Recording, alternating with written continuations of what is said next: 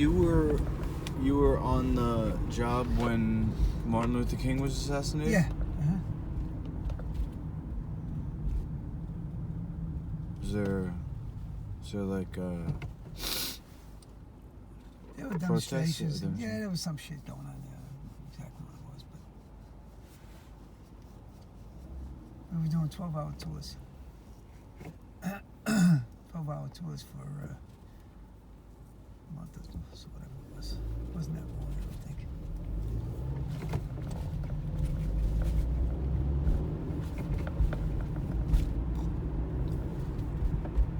But you said you were doing traffic? Yeah, when the summertime, I got out in June.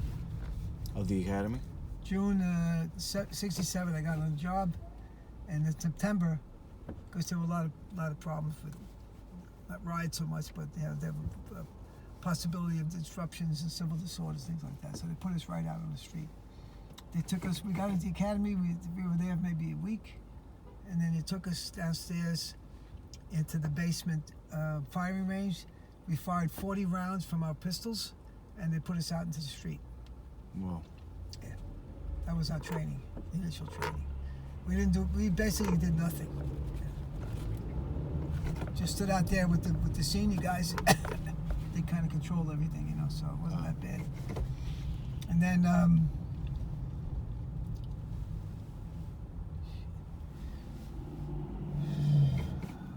then the summer was over. September, they went to traffic because they didn't know what to do with us. The traffic, and then in January, the police academy opened again, and we met the police academy Phil, and we did until the end of March, I think, March 12th or something like that. He was killed, and then we went out into the street. We graduated, and then they put us out on patrol. I actually went into TPF from the academy, right in. Oh, so I didn't do any precinct work at all until I became a sergeant. 10 years later, I learned. Wow. So you were technically still in the academy when Martin Luther King was killed? Yeah. Yep. And they just had you as kind of like support.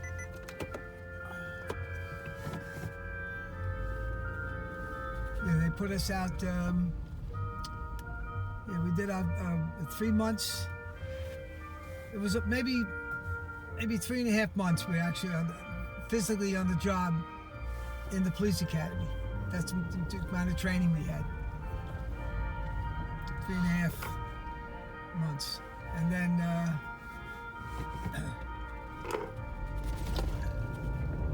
they put us out in the street.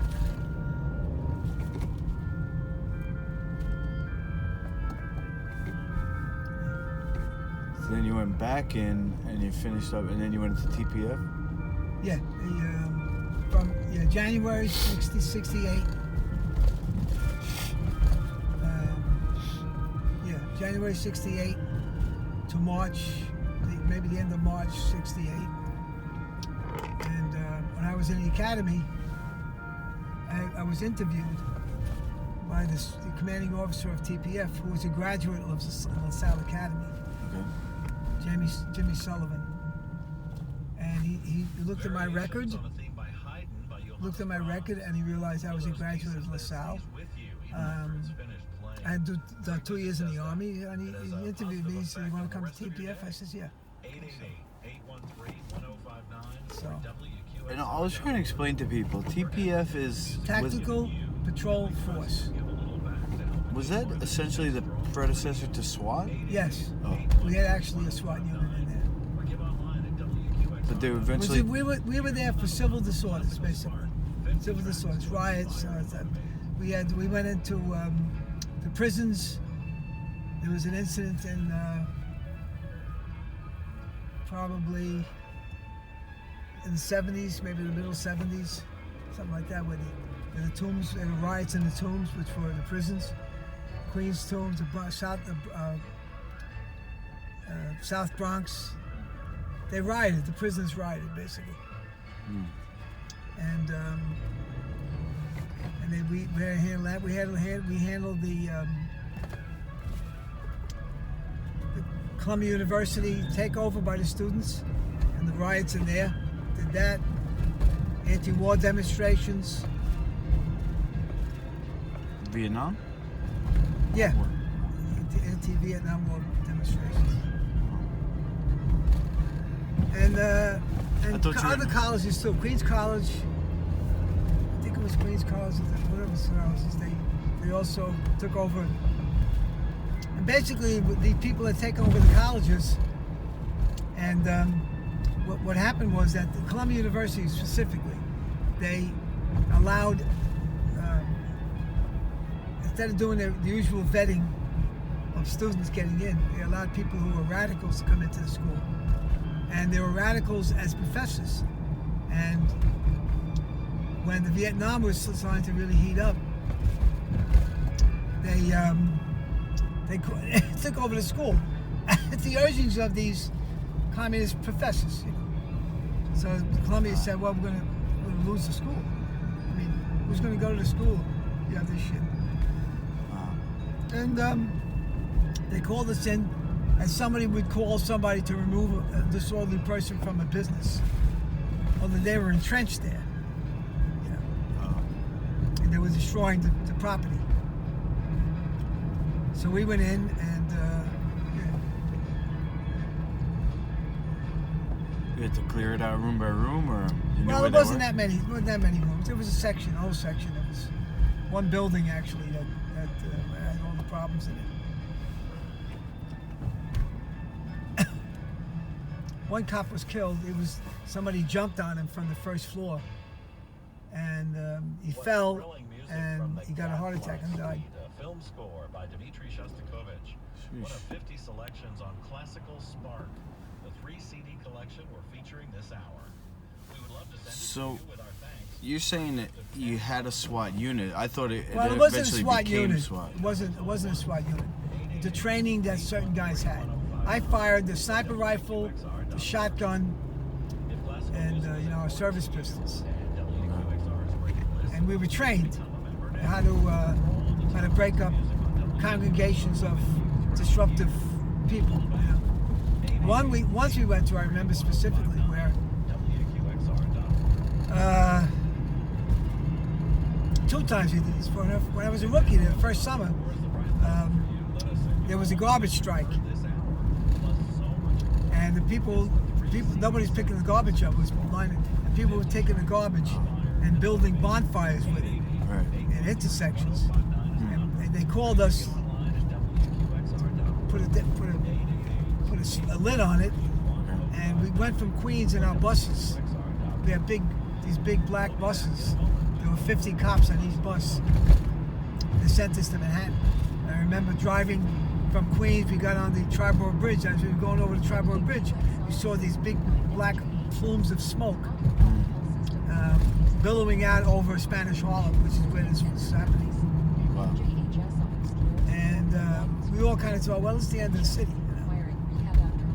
We're going to go home and never coming back. One of those things.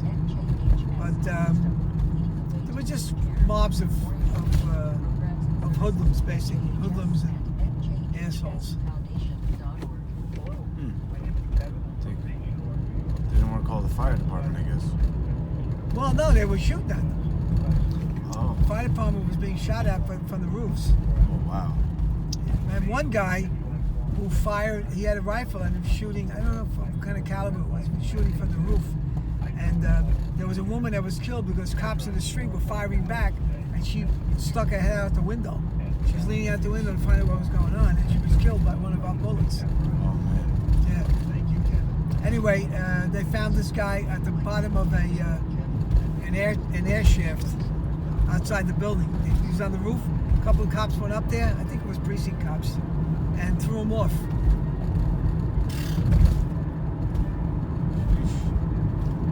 There was a big investigation about that. Who did what? You know.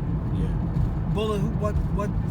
Where did this bullet come from that killed the woman? That kind of stuff.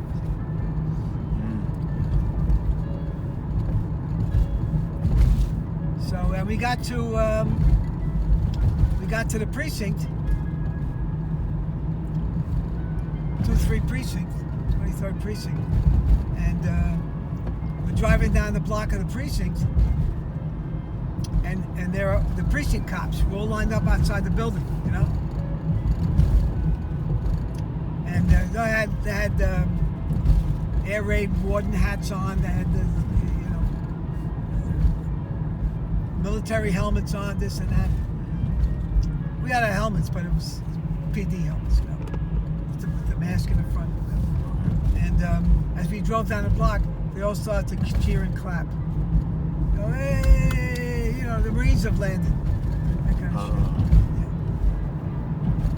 Yeah. Save the day. Yeah, that's right, exactly. And then I remember we're standing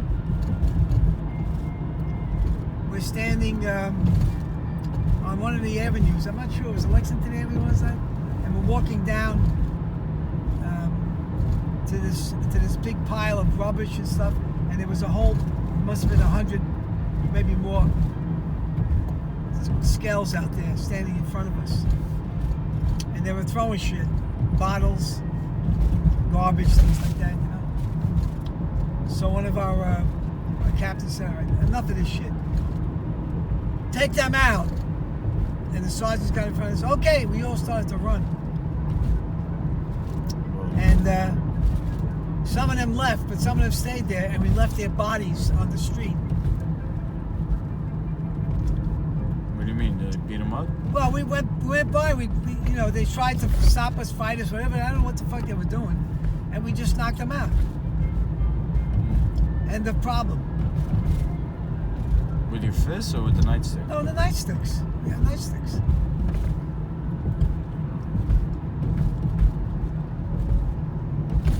And the nightstick came from the fact that when you were a cop in the old days, that's how you resolved some issues on the street. You know, the old saying about, you know, there's people hanging around in the, you know, kids, teenagers, standing around the corner, you know, in the neighborhood. There's 10, 15, how many they were, you know. And and the cops would come by and give them a swat in the back of their legs and say, "All right, take off, get out, let's move. This is not your home." Then they run? Well, they would leave, you know. And if they had been there long enough, they weren't newcomers, you know.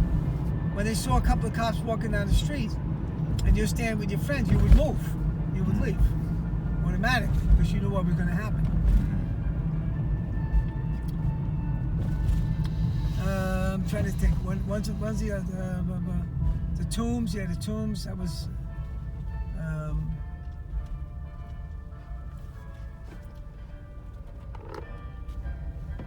A lot of the videos I'm seeing now, it's like. One time they had a Ma Bell, a telephone company strike, and the telephone company, one of the main buildings was on 6th Avenue and probably 34th Street or something like that. I was found it somewhere. And they had gathered on strike. They were all, and then they all decided, well, whoever was leading the union guys were leading the strike. Let's go. And they were walking from where the building was they were protesting against, and they walked up 6th Avenue or 7th Avenue, and walked up to 7th Avenue, and there was several hundred of them, you know. I think what's his name might have been there. Gregory Bernardi might have been there. I'm not sure. I didn't know him then, but he said that he was you know, part of the strikers. And they sat down in the middle of the intersection, one curb to the next. There was 150 of them, whatever they were, you know. So the CEO said, "Okay, we got to break this up. They're blocking traffic, and the traffic's being backed up, all that stuff."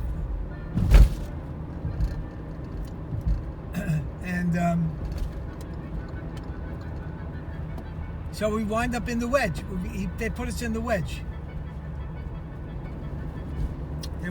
They put their hands like in I'm driving here, but they went like this. The captain or the sergeant went like that. He went like that, right? In front of us. We were lined up in three lines. Like that, right? And we lined up in a V. Now the point guys here, and then we went back 1, 2, 3, like that. And the training was, you walk slow. You take a step, you slide your foot back. Step, boom, bump, bump, bump, bump. Oh, I see. Like that. Yeah. And guys in the back were yelling, kill, kill, kill, kill, like that. Yeah, it was. Your coworkers or the other person? The other cops. Yeah, the cops. So would you have like a shield in one hand or? No, we didn't have shields then. I don't think. I don't remember. No, we didn't have the shields then. No, they came later.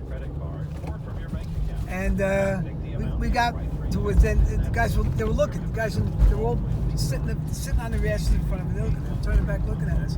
And we got to within maybe 20 feet, 25 feet of them. They all got up and left.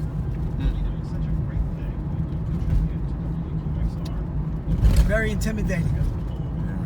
When you see 60, 70 cops lined up in a V, holding their nightsticks. Yeah. They didn't want to fight. They just wanted more pay or something. No, it was a way of making their. It's like when you demonstrate. When you demonstrate against the thing, that's what this was. Get into the newspapers, pictures, all this stuff. These guys, they settled down. It's like what's his name? Not Martin Luther King. Who was the asshole? Malcolm X? What? No. The guy's he's still around. Jesse Jackson? Jesse Jackson. And the other guy. The other guy, yes. The other guy, not Jesse Jackson. Al Sharpton. He gets his people. They're paid, these guys, you know that. Or the people that he hires are supposed to be, protesting against their enslavement, whatever the hell they're doing. Meanwhile, they're paid. He calls them up, they all show up, and paid protesters. Yeah. I heard about that. Yeah. They did that recently. The last few demonstrations where they burned shit, they were paid. Yeah.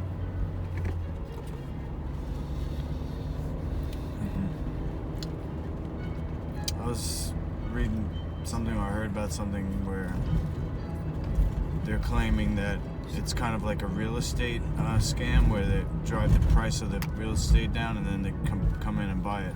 Yeah, blockbusting. They would find a little crack in the wall, and they would buy a house on a block, and they would bring in a large black family. And a couple years later, there wouldn't be a white family left. Everybody would get out. They did it with everything, not just houses. They did it, schools. They had, white schools in Brooklyn and Queens, and the city would force the schools to. This is city schools too, not private schools, and they would force the kids to bus. They would take kids out of black neighborhoods and bus them into the white neighborhood to go to school because they were getting a better education.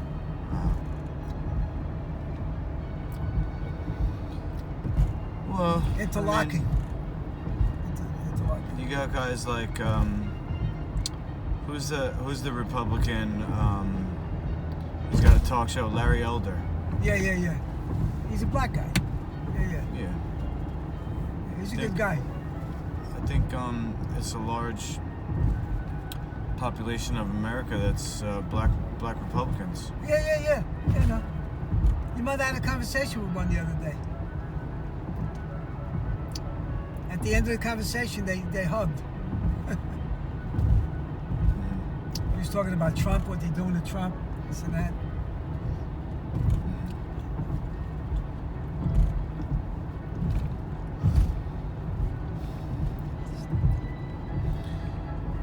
Yeah, I'm seeing videos online about. It's mostly from jiu-jitsu school owners and MMA school owners, mixed martial arts owners. Yeah. And they're saying, you know, this is why it's important for law enforcement officers to learn grappling, because like you see somebody who's like trying to subdue a perp, and then they either get, you know, out wrestled and the guy gets away, or, you know, they just get mad. Like the police officer, it looks like they don't know what the heck they're doing. Yeah. But I think that came about because in the military also, they realized that it's much more effective to subdue somebody with grappling than to try to like knock them out or something, because it's effective, but then also you don't get sued for injuring Yeah, them. I know. Well,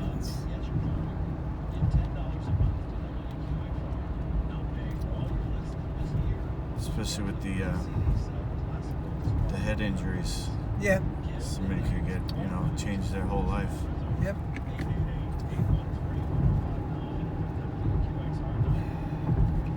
The biggest deterrent for rogue cops, brutal cops, is the mini cam, video cam. Because they're all wearing them now, you know? Right. And that you can't get away from that. If you tell lies, they're going to get you. And the best part about that is that the people that they confront and lock up, they can't lie either. Right. Yeah. My mother, when she was doing court reporting service for North Shore. It was up on one of the towns up on the North Shore, and woman was claiming this, claiming that. It might have been Hempstead. Anyway, that's not sure. But he said this to me. He was racist. He was this. He was that. And the guy had his personal camera, body camera, and he played the body cam, and she was under oath. And completely opposite of what she said.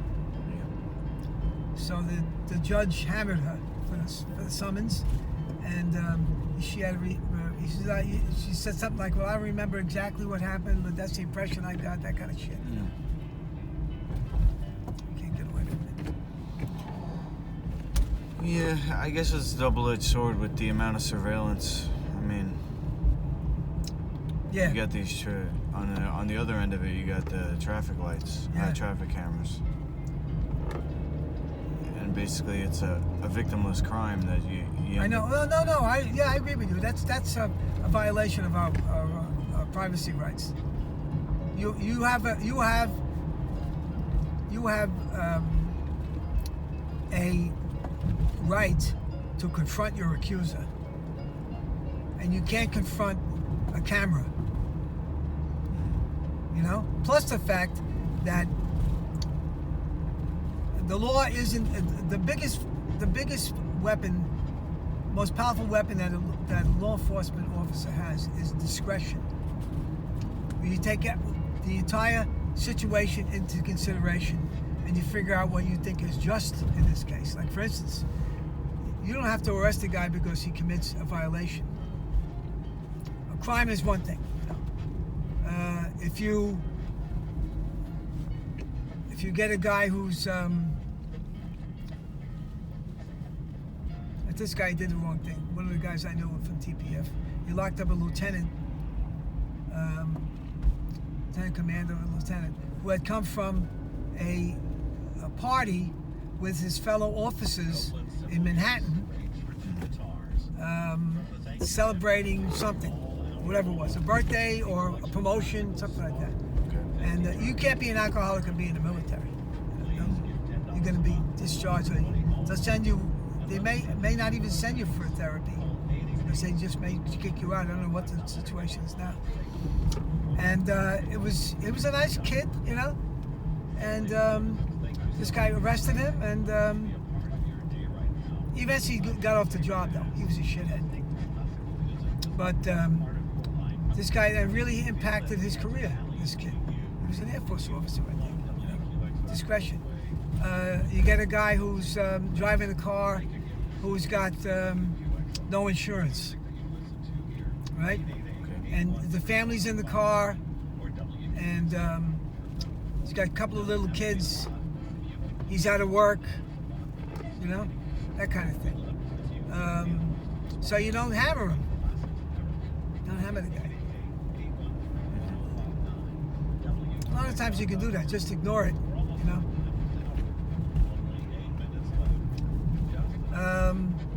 You get a guy's. You need the human. Yeah, the human element, of course. You get somebody has an argument with his, huh? Judgment. Yeah, use judgment. Yeah. You get a guy who's having an argument with his neighbor, and fisticuffs, you know, and punches are thrown. Okay. And you get on the scene, and you say, "Want to press charges? You're both going to get charged. Both going to get charged. If you can handle yourselves and act like normal, mature adults, we're going to call this quits. You're going to shake hands before I leave, and that's it. Otherwise, you lock them up. They don't want to get arrested. That kind of thing, you know. Right. Unfortunately, sometimes that got out of control. Like that's why you have this domestic abuse law, because the guy would get drunk, beat his wife up, you know, and because she was loyal to the family, kids, and all this other stuff, she didn't press charges. Oh, he's that way when he gets drunk, but he's really a decent man, that kind of shit, you know. Also, it goes to the other side too. You can say, the guy says, look, I hit her because she hit me. You're both in.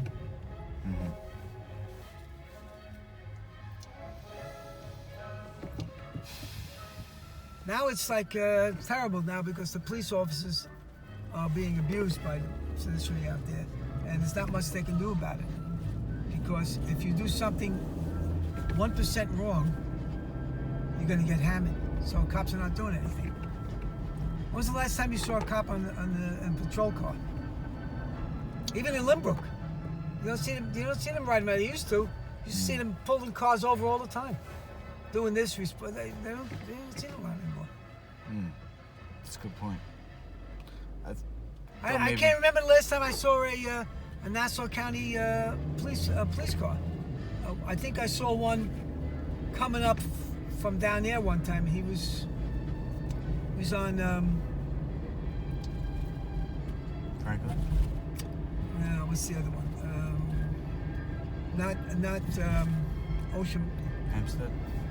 Ocean.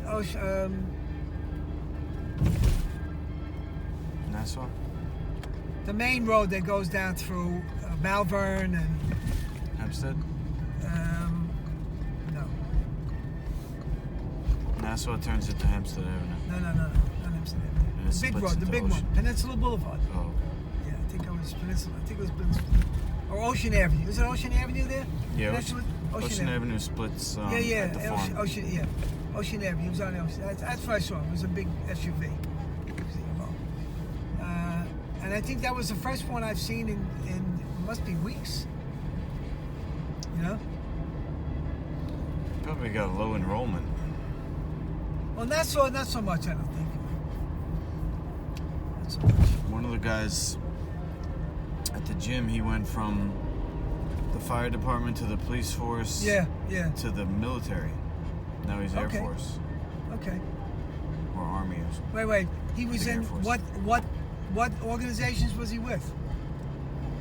He was in the city. He was NYPD. NYPD. Went from there to the fire, or from fire department to the NYPD. It was Was one or the other. Okay. He did both, and then he ended up in the Military? in the Army. Yeah. Well, it's Army, not much better yeah. there, but it's woke now, you know. It's woke. They have. So did you But tell they're me? on- they're on or base somebody all the else time. told me that the guy got out of the military because he was tired of. Oh, it was my nephew, Mike Kumo. Yeah. He's in South Dakota now. He says he got out because he was sick and tired of going to insensitivity training, inclusiveness training. That kind of thing. He just left. He said, "Fuck this, I'm getting out." And that's how the smoke of Satan, the woke people, the anti-American left is neutralizing our military.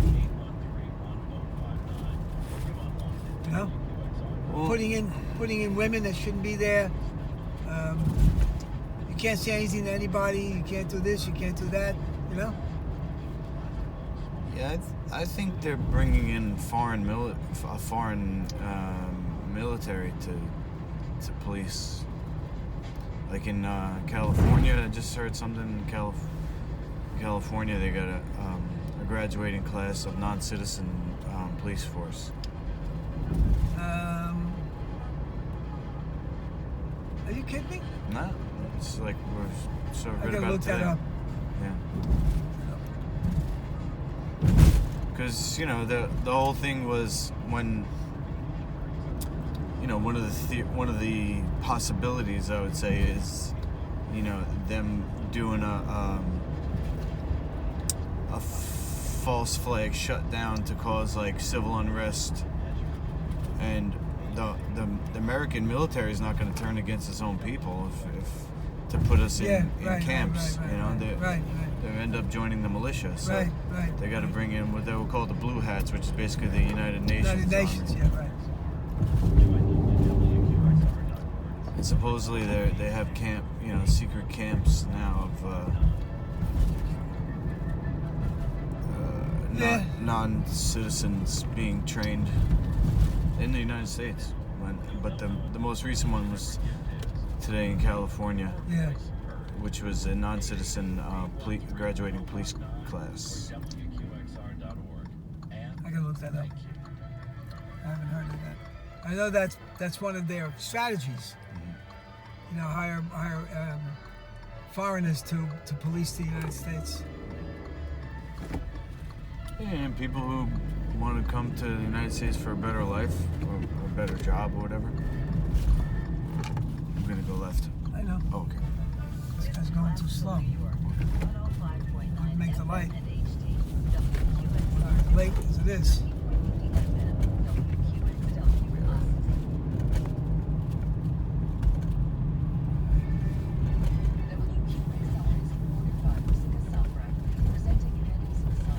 What if we should call Lara, tell her we're going to be on our way over there? Because she usually has seats in front. There's no tickets or anything. No, but she has seats. You have something in She's front. saving us? Reserve. You want to call her? I'll call her. I'll text her.